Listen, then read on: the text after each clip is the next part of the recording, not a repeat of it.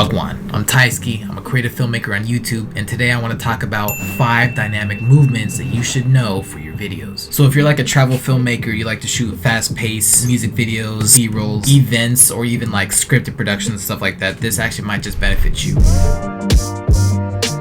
So in order to achieve dynamic movement, you must know the 7 basic camera movements. Starting off, we have the pan, which is from left to right or even right to left. Second, we have the tilt, which is down to up or even up to down. Third, we have the zoom, which is from in and out or even out to in. Now these correspond well because they can help reveal a location, a situation, or even a character. Fourth is the tracking shot, and that's following a subject. This can kind of set up the pacing and also set up the mood. Number 5 is the dolly shot. This is when you physically move your camera inward or even outwards. Number 6 is the following shot, where you follow your subject in either direction. This is usually best for longer sequences or even a one-shot take. And number 7 is the pedestal. Very similar to tilt, but you're going to be physically moving the camera from ground level to top level or even top level to ground level. This normally helps reveal someone mysteriously or even reveals a location. The dope part is you can use these 7 basic movements and you can use those and apply those in transitions. So if you got the basics, let's talk about that 5 dynamic movements.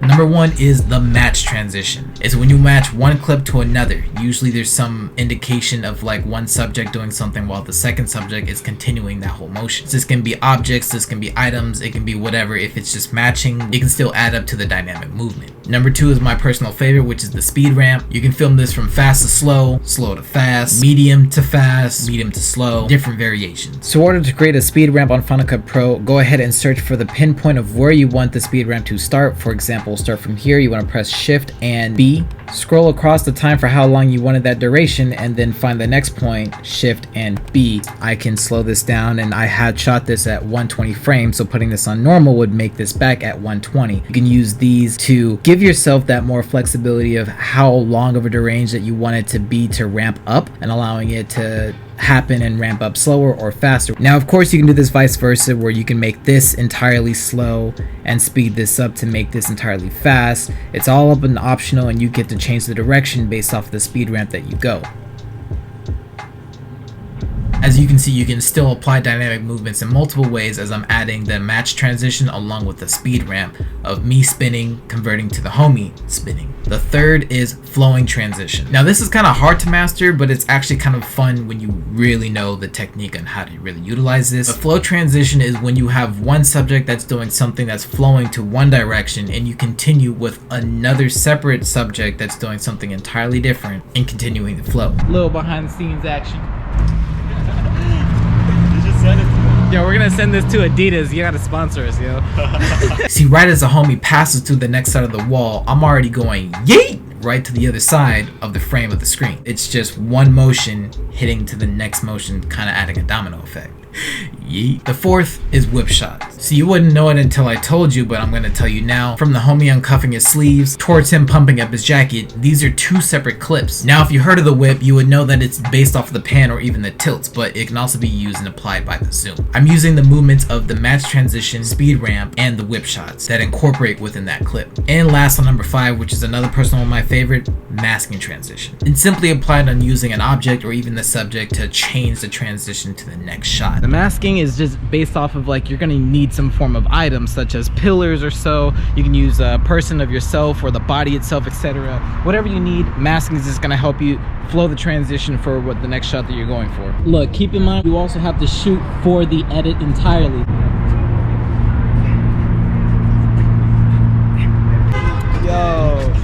Oh, that's cool. Bro. Yeah. You can clean up masking super simple by using the blur effect. If I were to use my hand, for example, to block, to see that I'm in a different setup, I mean, looking fresh, right? But if I want to go back to it, clearly as you get close enough to it, now I'm back to how I was before I was able to change shirts. So once you have the 2 applied clips that you want to go ahead and use the mask techniques, as long as they're right in the sync order of the kind of planned ideal what you're looking for, go for your effects, and you want to go to shape mask and drop it onto the clip that you're ready to do the masking for.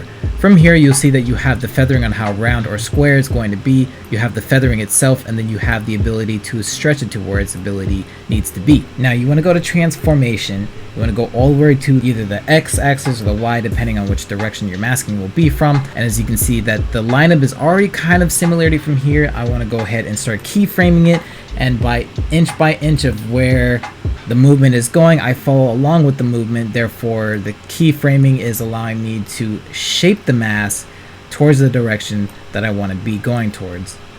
And if all goes out pretty smoothly and it ends up going out pretty well, then